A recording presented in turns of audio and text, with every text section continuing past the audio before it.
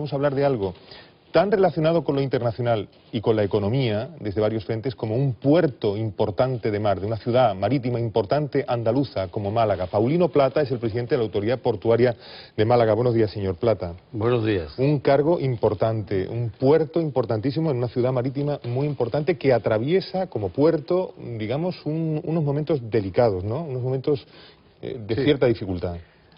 La crisis está afectando a muchos ámbitos de nuestra economía. También a algunos puertos, no a todos, hay puertos que están muy bien en esa situación, incluso de crisis, como es el caso de Algeciras, como es casi toda la red portuaria andaluza y española, pero hay 2 o 3 puertos a nivel nacional que estamos pasando dificultades y uno de ellos es Málaga. Nosotros teníamos, por ejemplo, un tráfico de mercancías destinada a la construcción que con la crisis pues se ha venido abajo, y este es uno de los factores que ha incidido en que los números del puerto de Málaga ahora mismo no sean positivos. Se informa también de que el puerto trabaja en la oferta de nuevos servicios para frenar la caída del número de turistas. Estamos trabajando en 3 líneas fundamentalmente.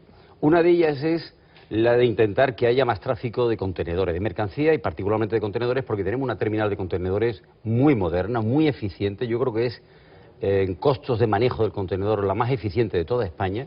Es verdad que tenemos dos gigantes cerca, que son Algeciras y Tánger, que tienen una enorme capacidad para mover contenedores a nivel mundial.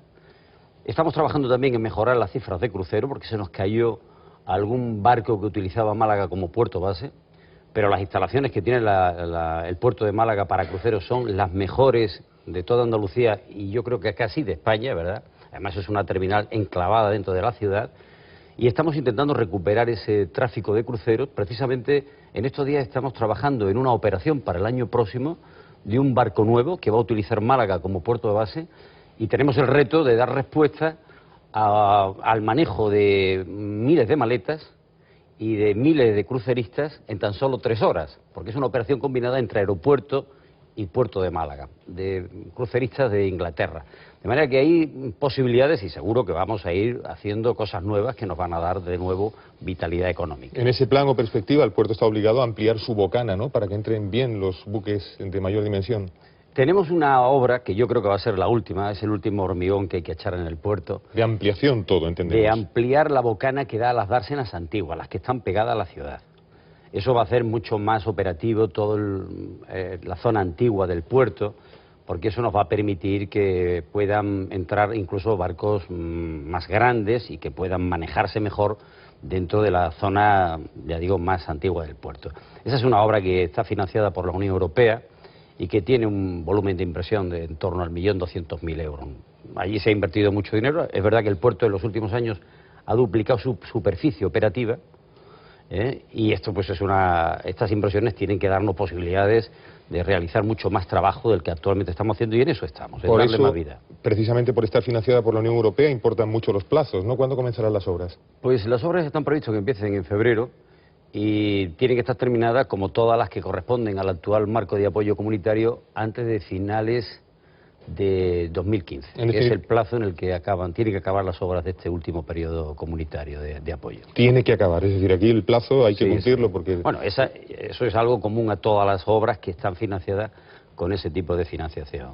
¿Diría usted, definiría su objetivo, por tanto, como, en principio, relanzamiento, recuperación del puerto de Málaga? Eso es lo más importante. Nosotros tenemos que darle mucho más actividad al puerto en todos los ámbitos. En el ámbito inmobiliario tenemos operaciones muy interesantes porque, como decía, el puerto de Málaga está dentro de la ciudad y en este sentido pues es un puerto muy especial. Tenemos que darle también mayor dimensión a las operaciones de crucero, combinando, en este caso, disponer de un aeropuerto de gran volumen de pasajeros. El aeropuerto de Málaga está en 13 millones, casi 13 millones de pasajeros cada año. El aeropuerto yo creo que tiene un enorme potencial para suministrar cruceristas a Málaga. Hay que tener en cuenta, por ejemplo, que el 70% de los cruceristas que embarcan en Málaga son del resto de países de la Unión Europea, no son nacionales.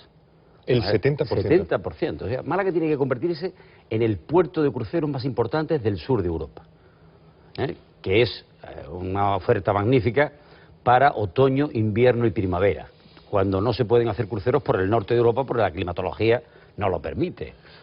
Y después en contenedor y en mercancía en general, también en graneles. Al frente de la autoridad portuaria usted ha heredado, al menos tangencialmente, algunos problemas que ya estaban antes, por ejemplo, un conflicto laboral, ¿no?, que parece enquistado. ¿En qué situación está?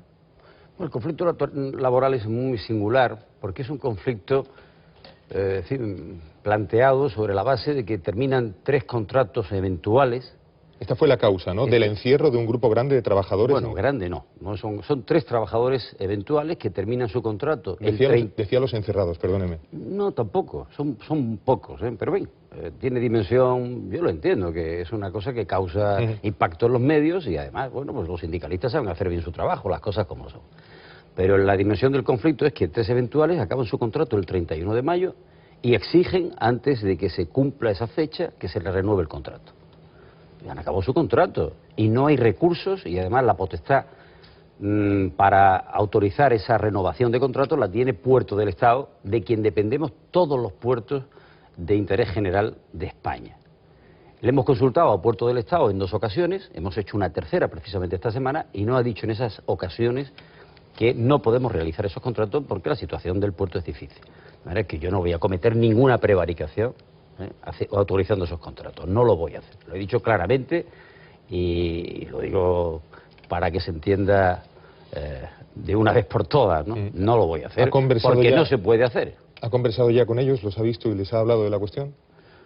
Yo entré el 13 de junio al despacho de la autoridad portuaria y le ofrecí sentarme con ellos al cabo de un par de horas. Y desde entonces estoy esperando recibirlos en mi despacho. He tenido ocasión de hablar con otros, como es lógico, pero mi voluntad, lógicamente, es ofrecerle otras soluciones, que las hay, que se las hemos ofrecido, y que darían satisfacción, yo creo que de manera muy razonable, a lo que se pretende. Antonio Silva, Santiago Talaya, Lalia González, ¿alguna pregunta para el presidente de la Autoridad Portuaria de Málaga? No, me gustaría una opinión sobre un tema que no tiene que ver mucho con Málaga directamente, pero como responsable de un puerto importante de Andalucía tiene que ver. La batalla entre la zona franca del puerto de Sevilla y el puerto de Cádiz. Ahí ha abierto una batalla. ¿Cómo se ve desde Málaga esta guerra por pelear por 2 capitales andaluzas por una zona franca? Pues yo lo veo una rivalidad entre 2 ciudades, sobre todo por el interés de... Yo creo que la zona franca es un espacio de oportunidad.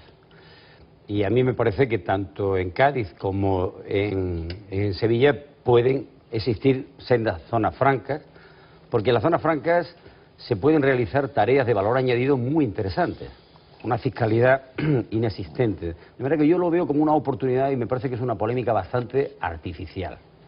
Ahí lo que hace falta es llenar de actividad esa zona franca, encontrar oportunidades de mejorar y de transformar los productos que puedan pasar por esa zona franca. Yo creo que a eso es a lo que habría que entregarse y no tanto a la polémica.